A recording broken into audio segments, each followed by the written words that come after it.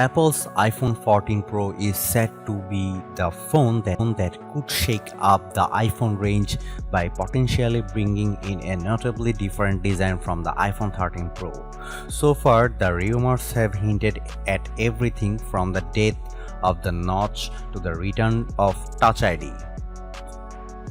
This is probably well overdue. As good as the iPhone 13 Pro is, it's arguably not a definitive upgrade over its predecessor, and overall the iPhone hasn't taken a huge leap forward since the iPhone 11 Pro.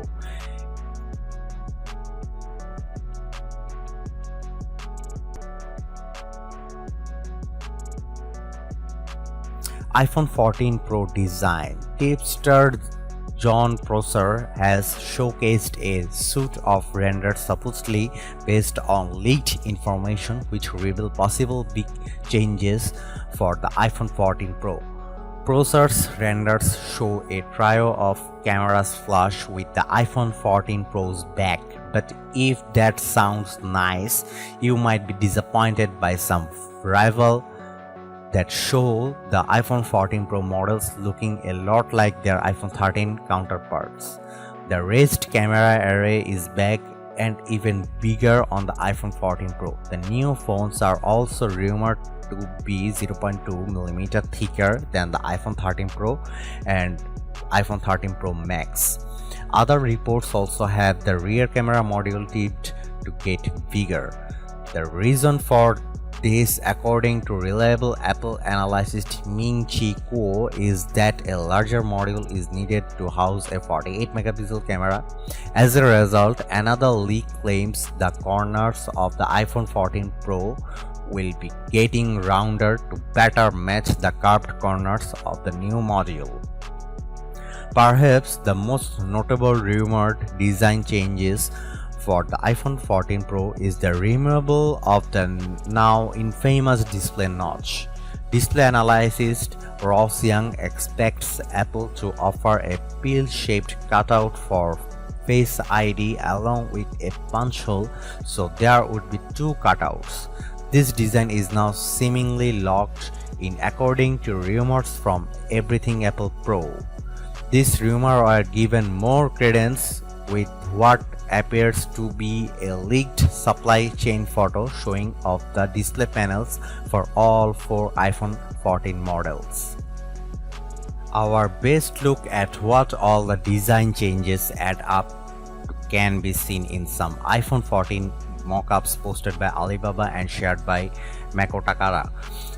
In the case of the iPhone 14 models, you not only see the two cutouts on the front display but the larger camera module. Takara reports that iPhone 13 Pro cases won't fit the iPhone 14 Pro because of that bigger module.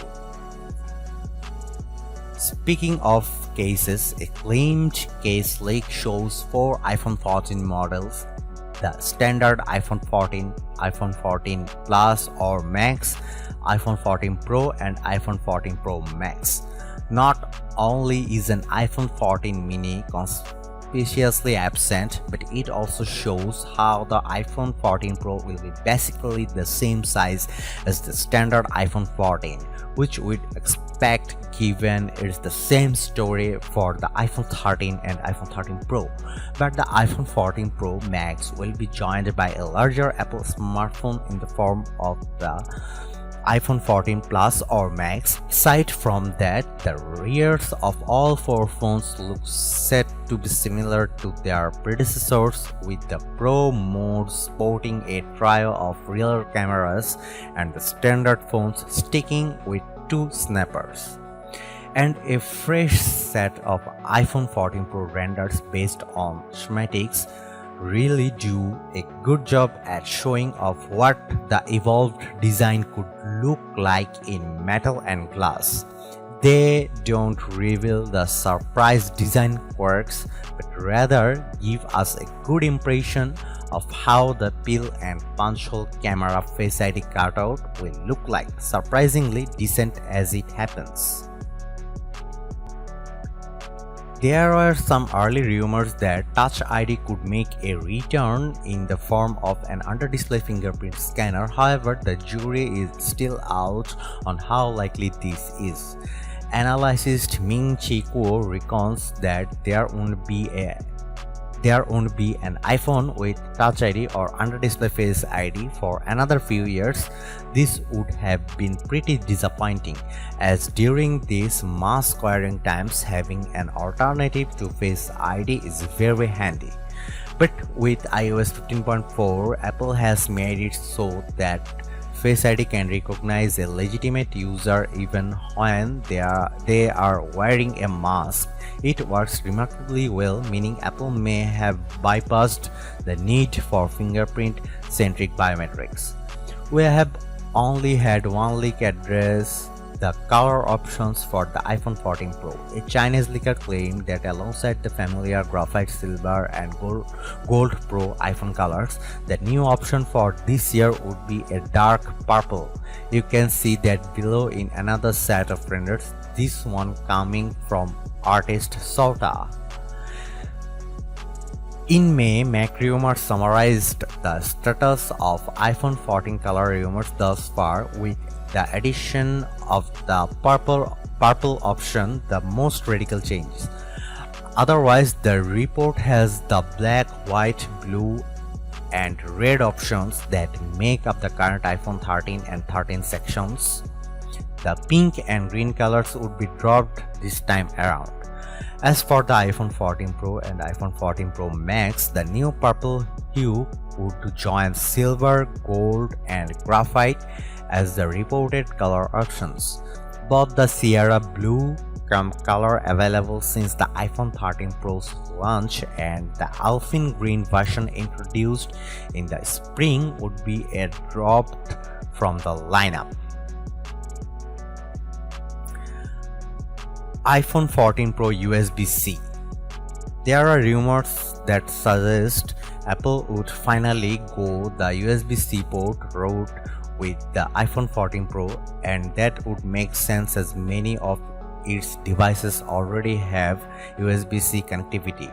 However, more recent rumors claim that Apple will stick with Lightning over USB-C but switch to updated Lightning ports with faster USB 3.0 data transfer. That comes as the EU moves closer to making USB-C the standard charger for portable devices like the phones. For some people, USB-C on the iPhone 14 Pro would be a must-have feature. In fact, the Lightning connector is arguably the worst thing about the iPhone, as it can wear over the time.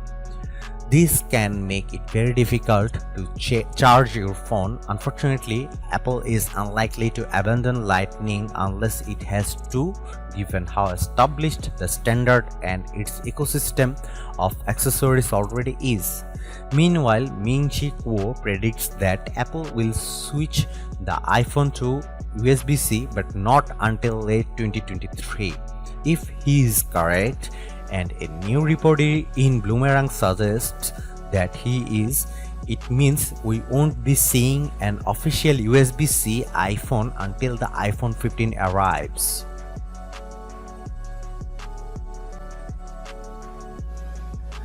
iPhone 14 Pro display.